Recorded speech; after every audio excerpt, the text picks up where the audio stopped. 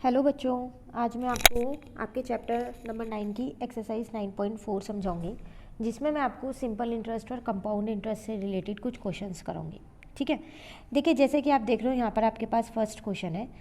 A man paid ₹8640 for a loan of ₹8000 taken for 320 days.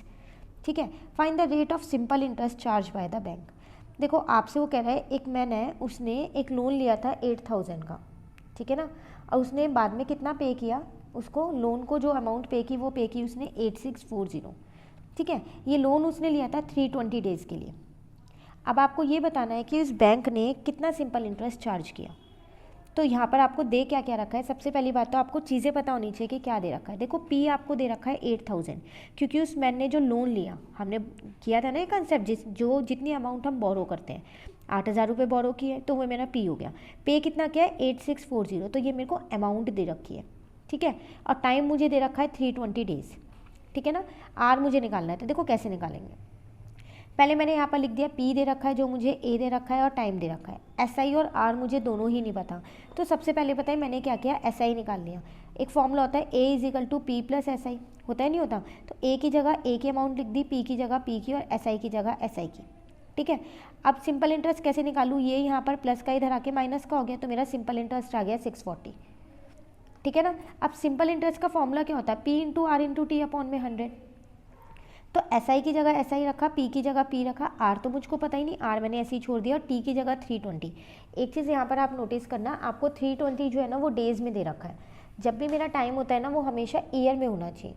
तो 1 year में 365 days होते हैं, तो मैंने इसको ईयर में ही कन्वर्ट किया है, अपॉन में 365 इसलिए लिखा गया है, और ये 100 तो आपके फॉर्मूले में ही है। ठीक है ना, तो जब भी आपको डेज़ में दे तो यहाँ 365 लिखोगे, मंथ्स में देगा टाइम, ठीक है, तो आप यहाँ पर 12 लिखोगे। ठीक है ना, अब आपको क्या करना है, आर की वैल्यू निकालनी है। तो आपने क्या किया, ये दोनों डिवाइड के अंदर जाके मल्टीप्लाई के कर दिए, ये दोनों मल्टीप्लाई किया 8000 और 320, तो आपने इसको डिवाइड का कर दिया, तो यहाँ से आपका आर आ गया 9.125% पर एनम। ठीक है ना, चलिए क्वेश्चन नंबर 2 देखते हैं।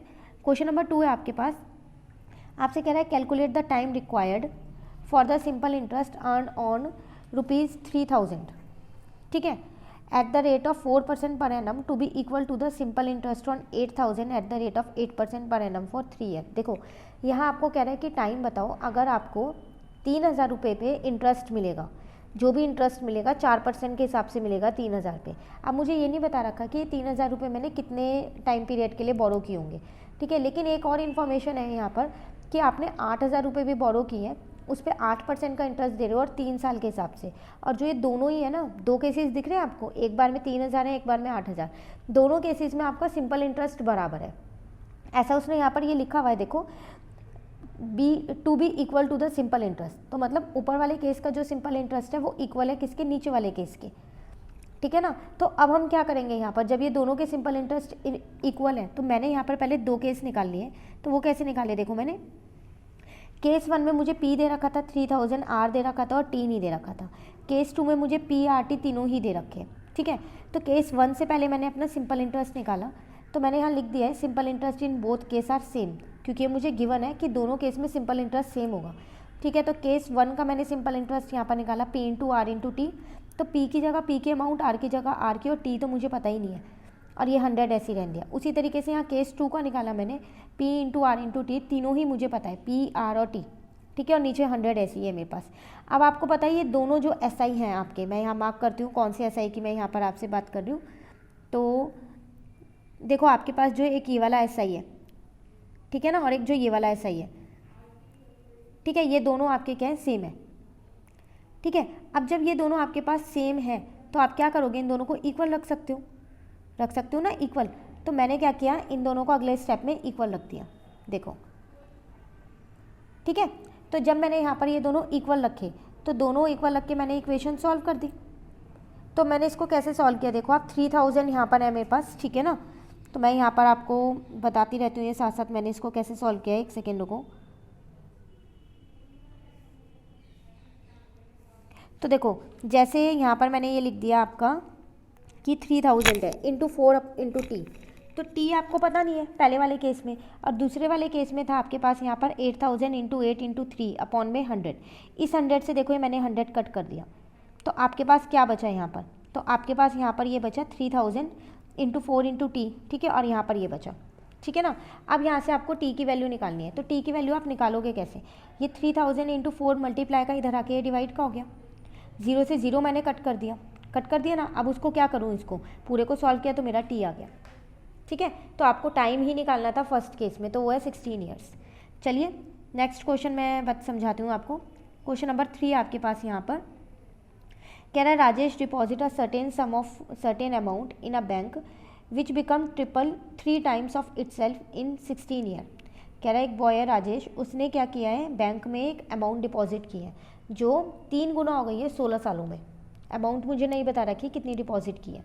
Find the time required by the same amount to become 4 time itself at the same rate of interest. कह रहा है 2 केस है यहाँ पर भी। पहले केस में उसने जो अमाउंट डिपॉजिट की थी ना वो 3 गुना हो गई थी 16 सालों में, ठीक है।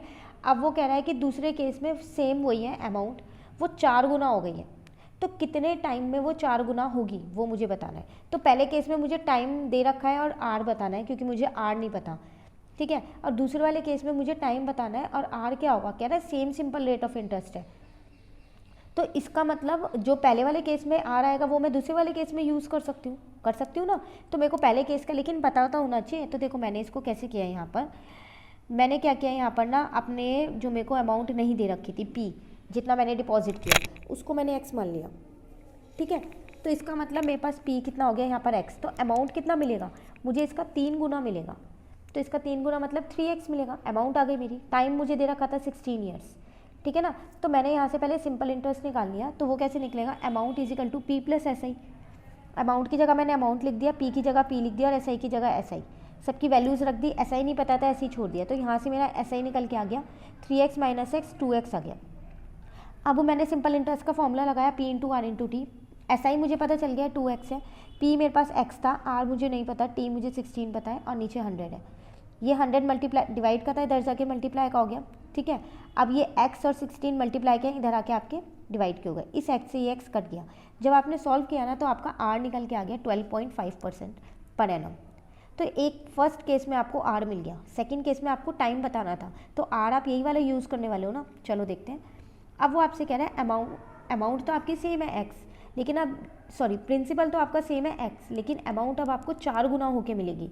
तो अब 3x नहीं है, वो 4x है, ठीक है, इसलिए मैंने यहाँ पर 4x लिखा है, ठीक है। टाइम नहीं पता, तो हमको ये बताना है कि कितने टाइम के बाद अमाउंट 4 गुना होके मिलेगी अगर रेट सेम हो। तो मैंने वो 12.5 रख दिया जो मैंने अपने केस फर्स्ट में निकाला था।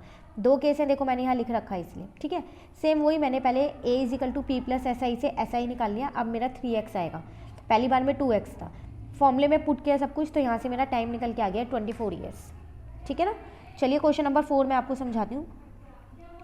क्वेश्चन नंबर 4 है आपके पास, Surekha took a loan from Yusuf at the rate of 6% per annum simple interest. She return ₹7,000 to Yusuf after 2 years.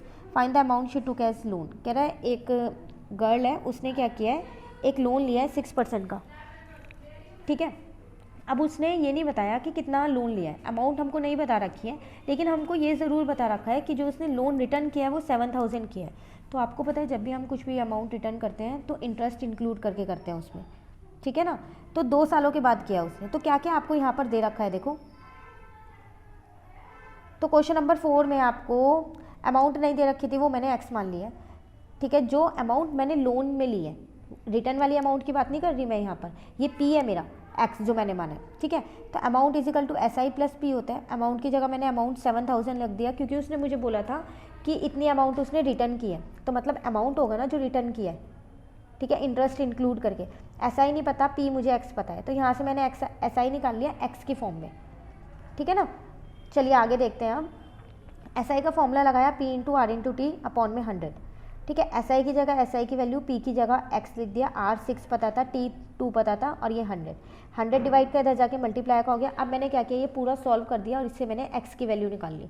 X मैंने माना क्या था कि कितनी अमाउंट मैंने डिपॉजिट की थी, मतलब लोन के लिए ली थी, ठीक है। तो amount of loan she took यहाँ पर मेरे पास कितना आ गया 6250, ठीक है ना। चलिए क्वेश्चन नंबर 5 देखते हैं अब हमारे पास क्वेश्चन 5 क्या है। क्वेश्चन 5 है मेरे पास, करीम टुक a loan of ₹1500 at the rate of interest same as the number of year. If he paid ₹375 as interest at the end of loan period, find the number of years. देखो number of years से आपको पता चल रहा है कि आपको T निकालना है ना। उसने एक लोन लिया है 1500 का, तो इसका मतलब ये आपको पी दे रखा है। कह रहा है at the rate of simple interest as number of year, कह रहा है जितने साल है ना उतना ही रेट ऑफ इंटरेस्ट है। इसका मतलब यहाँ पर आपको T is equal to R दे रखा है, ठीक है ना।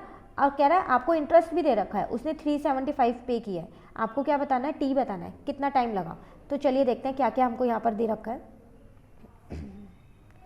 यहाँ पर मुझे पी दे रखा था 1500, एसआई दे रखा था। एक और इन्फॉर्मेशन थी कि जो मेरा आर है वो टी के इक्वल है नहीं है। तो मैंने एसआई वाला फॉर्मूला पुट किया, P into R into T upon में 100, एसआई की जगह एसआई, पी की जगह पी, आर की जगह भी ना मैंने टी लिख दिया क्योंकि मुझे टी निकालना है और मुझे पता है आर और टी इक्वल है, ठीक है। और ये टी ऐसी है, 100 नीचे लिखा है फॉर्मूले वाला, 2 जीरो से 2 जीरो कट कर दी, सॉल्व किया तो मेरा यहाँ पर आ गया 375 is equal to 15 into T square, ठीक है ना। तो ये मल्टीप्लाई का था, इधर आके डिवाइड का हो गया, टी स्क्वायर 25 आ गया। इसका मतलब टी कितना आ गया मेरे पास, 5 ईयर आ गया, ठीक है। अब मुझे टी ही इस क्वेश्चन में निकालना था, ठीक है ना। तो ये था मेरे पास क्वेश्चन नंबर 5। चलिए क्वेश्चन 5 भी मेरा यहाँ पर कंप्लीट होता है, ठीक है। अब क्वेश्चन नंबर 6 से आपके पास कंपाउंड इंटरेस्ट वाले क्वेश्चन है। तो जो ये वाले क्वेश्चन है ये हम अपनी नेक्स्ट क्लास में करेंगे। आज आप क्वेश्चन नंबर 5 तक कंप्लीट कर लेना। मैंने ये वर्क आपको पूरा दे दिया है, क्वेश्चन नंबर 11 तक इसमें पीडीएफ में आपके पास ये है, ठीक है। ये रहे क्वेश्चंस बाकी के, ठीक है। तो ये हम अपनी नेक्स्ट क्लास में समझेंगे, ठीक है ना। तो आज आप इतना कंप्लीट कर लीजिएगा। Thank you.